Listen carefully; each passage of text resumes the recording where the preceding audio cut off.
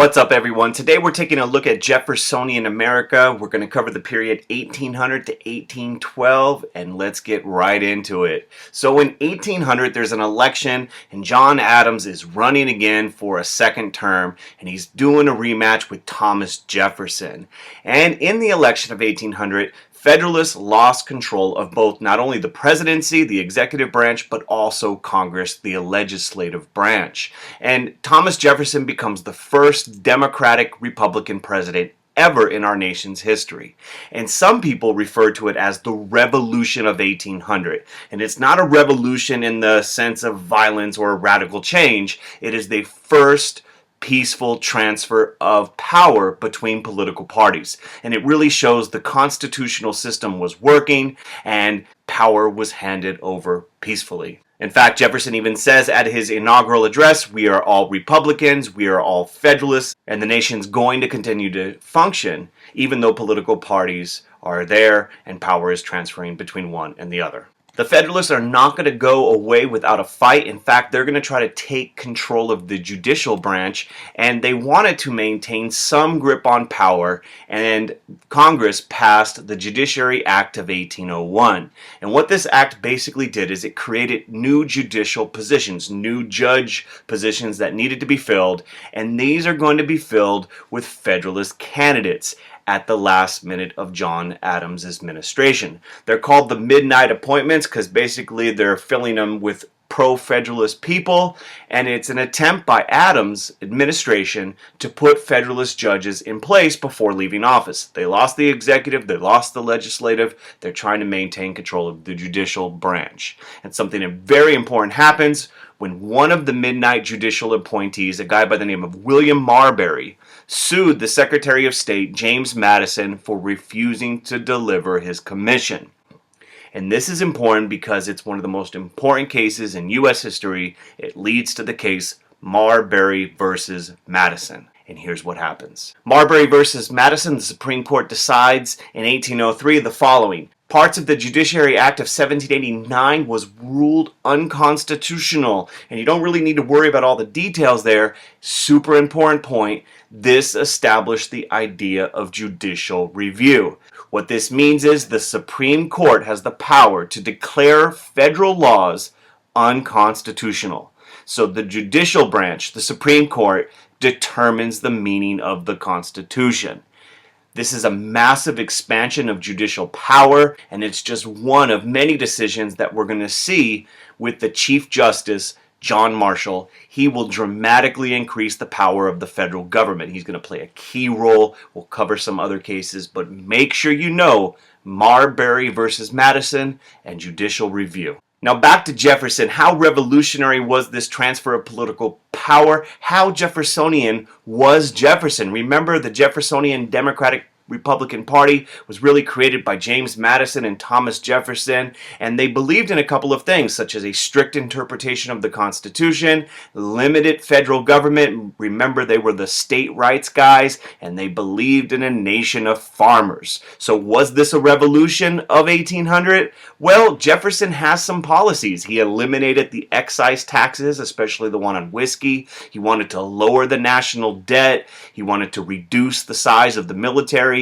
He pardoned those who were arrested under the Sedition Act. So he does a lot of things differently, but important to note, he does not dismantle all of the Federalist policies. He keeps the Bank of the United States. He doesn't mess with that assumption plan. In fact, even though he reduces the size of the military, he sends the Navy over to the Barbary pirates to go try to fight them off rather than paying tribute. So Jefferson doesn't undo everything that happened under Washington and Adams administrations. Jefferson's most famous moment comes when he attempted to buy New Orleans and a part of Florida from France. And really some background here is needed. Spain had ended the right of deposit granted in the Picnice Treaty of 1795, this free use of the port, tax-free use of the port. They ended that, and at this point, France had taken back control over the Louisiana Territory. Napoleon had gotten it back from Spain, and he really wanted to establish or reestablish a French empire in North America. So Jefferson sends over James Monroe to buy this land for 10 million bucks, that land right there in the blue. Some things happen. Napoleon offers to sell all of the Louisiana territory for $15 million, and this is a huge chunk of land. A couple of reasons why. One, there's a revolution in Haiti, a slave revolt that was not only scaring southern slaveholders in America, it was causing all sorts of havoc for the French. Napoleon needed money to crush this rebellion, and he also needed money in his really intense fight against England that was going on throughout Europe. So he offers to sell this huge chunk of land to the United States. He abandons his dream of a new French empire in North America, and as a result, we get one of the best real estate bargains ever. Now, important to note, although the Constitution does not say the president could purchase foreign land, it's not in the Constitution, Jefferson supported the deal. And this is really important to note because Jefferson used a loose interpretation of the Constitution and the idea of implied powers to make the deal. Remember, he's a strict interpreter of the Constitution, so he does not follow his principles, and he does so anyways. He says the president has the power to make treaties, therefore this deal can get made, and it is made, and it's important that it was. Because the Louisiana Purchase is hugely important. It doubles the size of the United States before the Louisiana Purchase, after the Louisiana Purchase. Huge chunk of land, as you could see. Not only that, it supports Jefferson's vision of an agrarian society of independent farmers. He wanted a nation of farmers. This potentially can fulfill that vision. So Jefferson feels okay with abandoning his constitutional principles during this deal. Another important thing about the Louisiana Purchase is it avoided a potential threat, France, along the nation's borders. If Napoleon would have been successful at reestablishing a French empire, this would have been a nightmare for the United States, and so they avoid that. It further weakened the Federalist Party because, keep in mind, this territory is not going to be urban or industrial like Hamilton and the Federalists favored. It's going to be agricultural, and so that's going to be a blow to the Federalist Party, and they're going to oppose the Louisiana Purchase, but it's still going to get done. Lewis and Clark actually lead a scientific exploration of the Trans-Mississippi West. Lewis was the personal secretary of Jefferson, and Clark was an army officer for about 2.5 years. Them and a bunch of dudes go exploring, looking at the geography, making scientific studies, and really important, this begins the start of U.S. claims to the Oregon Territory as they get over to this region by the end of their expedition, and claims to the Pacific coast, which is going to lead us into all sorts of conflict with other nations, including Native Americans eventually. Quick little side story about Aaron Burr. Aaron Burr was vice president during Jefferson's first term of office. He's dropped in the second term when Jefferson's reelected in 1804, and he starts doing some wild things. He actually plotted with some radical Federalists to secede New England states from the Union. They were going to create their own nation, and Alexander Hamilton helped defeat Aaron Burr in the New York election. There's some personal insults that are exchanged, and Alexander Hamilton and Aaron Burr end up in a duel in which the great Federalist leader Alexander Hamilton is killed by Aaron Burr, former vice president, killing the great Secretary of the Treasury. At this point, the political career of Aaron Burr is done. He goes on the run. He actually plotted to take part of Mexico from Spain and potentially unite it with Louisiana territory under his rule. Eventually, he's put on trial for treason, but he is acquitted of the charges, and that's a little just about the crazy of politics back in the 1800s. Now back to the foreign policy drama. Remember, we were trying to maintain our neutrality policies not only under George Washington, but under John Adams, and the war in Europe continued to cause problems for the United States. The Napoleonic Wars were going on, and this was a big problem because there were various violations of U.S. neutrality. Impressment was taking place. This was the forced enlistment of Americans into the British Navy. They would actually seize ships, take the men off those ships, and force them into the British Navy, and this was no bueno. France issued the Berlin Decree in 1806 that said they would seize ships that were trying to trade with England. So many American ships and its cargo were seized by France.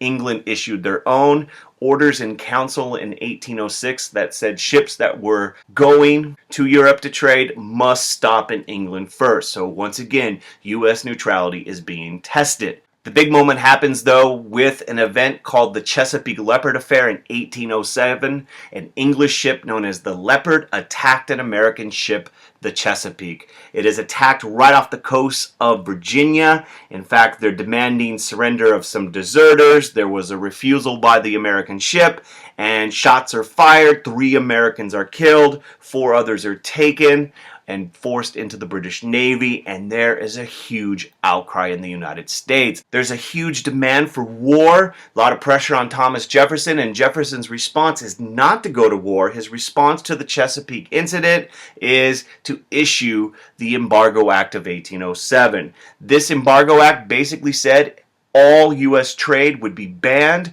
with all foreign nations. You can't go to any destination to trade. The impact of the Embargo Act was negative. The U.S. economy plummeted. You can see that right here on this graph. There is a huge decline in the value of not only exports but imports, and especially in the New England region, because of their reliance on shipping and trade, their economy was hurt the most. There was widespread smuggling to try to evade this Embargo Act, but nonetheless, it backfired and American interest suffered. Little unintended consequences that happened as a result of the Embargo Act. It helped fuel the Industrial Revolution in the New England region. Remember, Jefferson was more in favor of agriculture. Hamilton was the industrial guy. Well, Jefferson's policy helped fuel the Industrial Revolution in America, because if no goods are coming in from England or France, Americans start making them on their own, and eventually this Industrial Revolution will only spread. Just before Jefferson leaves office, he decides to repeal the Embargo Act, and shortly after that, James Madison, his homie, the Secretary of State, becomes president in 1809. The Embargo Act is repealed, and it's actually replaced by something called the Non-Intercourse Act, get your minds out of the gutter, in 1809. The United States could trade with all nations except France and England. And the whole idea behind this was to shut down trade with the nations that were violating our neutrality. It didn't do much to help the economy. The economy still sucked. Eventually, the Non-Intercourse Act was replaced by Macon's Bill number 2. This bill said the U.S. would end its embargo if the country, whether it be France or England, respected U.S. neutrality and freedom of the seas. So in essence, we would stop trading with their rival. If France agrees to stop violating our neutrality, we'd stop our trade with England. Macon's Bill number 2 doesn't really work either. France temporarily agrees, but then they start seizing U.S. ships all over again. An important development happens in 1810 when members of Congress are elected. They take office in 1811, and these guys are known as the War Hawks. These are young congressmen, mainly from the South and the West. So you got John C. Calhoun right there on the left from South Carolina, and then of course you got the famous Henry Clay from Kentucky, and they take office in 1811, and they are advocates. They advocated for war against England. They got a couple of reasons. They want to stop British harassment of American shipping. They also want to wipe out native resistance on the frontier. They feel the British are fueling that resistance by giving them weapons. And they want Canada as a part of the United States. They want to take it from England. So these guys start pressuring James Madison for war. A little bit about native resistance on the frontier you should know about. Know about these two Shawnee brothers. You got one, Tecumseh, right there on the left, and his brother, the Prophet, a religious leader. They began to organize a confederacy of tribes east of the Mississippi River. They were tired of Americans encroaching on their land, and so they're going to resist and organize all the tribes in the region.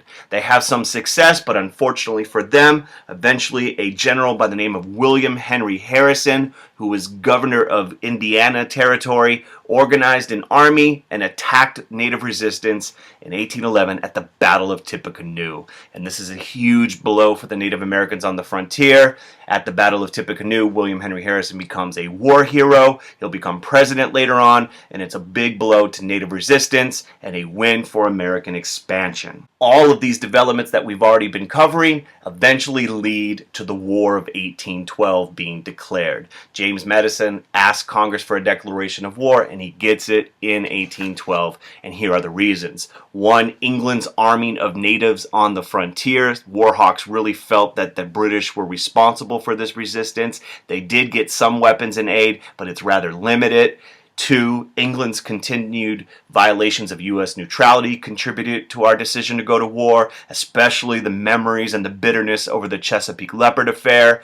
Pressure from warhawks in Congress. Recall, they want more land. They want to protect American honor. They have their sights on Canada and other territory. And don't forget, the Democratic Republican Party tended to favor France in this battle over in Europe, and so the war is declared against England. We'll find out how it turns out next time. Thank you for watching the video. Please click like, keep the videos free, and if you have any questions or comments, post them in the comments section. If you haven't already done so, subscribe, and make sure you have a beautiful day. Peace.